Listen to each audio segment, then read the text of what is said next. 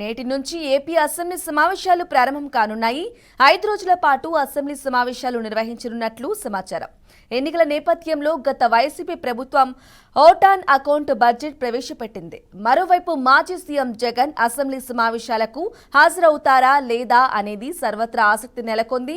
రాష్ట్రంలో శాంతి భద్రతలు క్షీణిస్తున్నాయంటూ ఈ నెల 24న ఢిల్లీలో జగన్ ఆధ్వర్యంలో ధర్నా చేసేందుకు వైసీపీ సమాయత్తమవుతోంది.